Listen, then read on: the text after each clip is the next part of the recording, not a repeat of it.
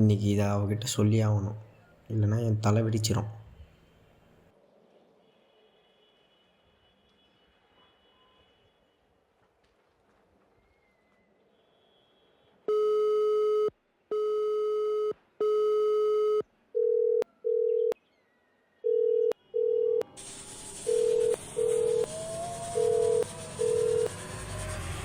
Hello Sharmi, Sharmi, உன்னை love பண்ணுற சர்மி. எனக்கு தெரியும் சர்மி உனக்கு என் மேலே இன்ட்ரெஸ்ட் இருக்குன்னு. ஆனால் நீ வெளியே காமிச்சிக்க மாட்டேன். நீ சொன்னது கரெக்டு தான் சர்மி. உங்கள் வீட்டில் என்னை பிடிக்காது, அது இல்லாமல் உங்கள் அப்பா ஸ்ட்ரிக்ட்டு. என்கிட்ட ஒரு சூப்பர் பிளான் இருக்குது.